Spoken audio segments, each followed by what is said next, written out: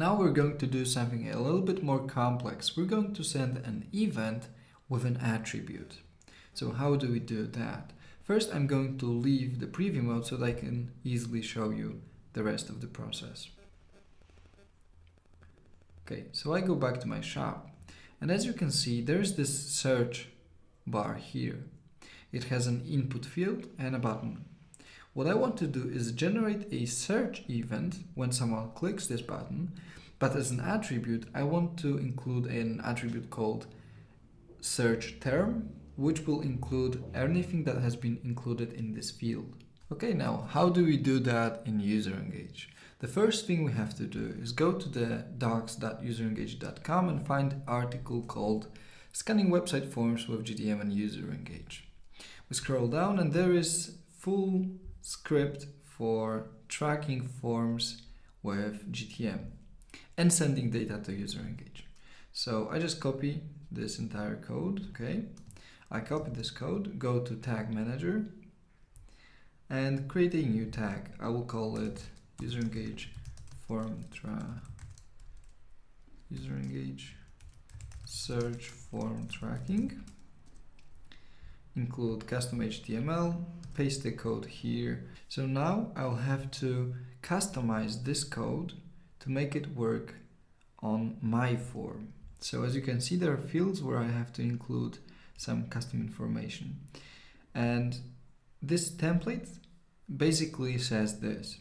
When this tag is being activated, it will start tracking a certain form that you include the CSS selector of. So it will start tracking some form, and whenever the user submits information in that form, it will map the fields of this form, save this data, generate UserEngage event with the data from the form, and send this data to user attribute. Then it will trigger a data layer event called form submission. But of course I can customize anything in here. So let's begin with our form. We want to start tracking this search form. So the first thing we need is the CSS selector of the form. So I go inspect, and here I can see the form. So I go copy selector, and I paste the selector here. So this is the selector. The next thing is mapping the fields.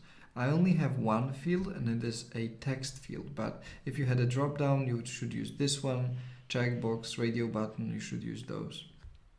So only text, and now I have to find the CSS selector of the text field. Let's see.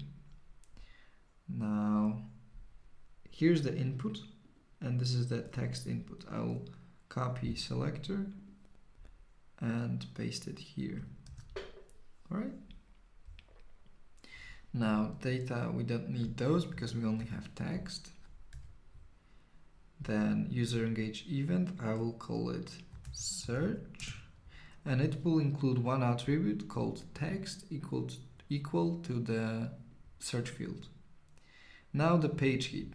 To be honest, we don't really have any complex attributes here, so I'll just send one. I'll send the search term inside the phone number field, so the phone number will be equal to the search term. I include text here because it's here mapped to this field, and the API key of my application, which is this. You can always find this ID in your URL of your application right after app.userengage.com. Alright, so I think this should work now.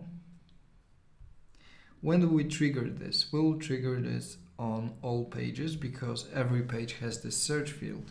Moreover, I will set advanced settings to be triggered once per page, and tag sequencing so that UserEngage basic implementation is always faster. Alright, so now I can save this element, refresh. Now go to my blog. I can search for tutorial tutorial, go search. Of course, nothing here, but when I go to my user profile, as you can see, an event has been generated with attribute tutorial, and my phone number is equal to tutorial, which is a weird phone number, but as you can see, all of this worked. Naturally, you could do that with almost any form, no matter how complicated it is.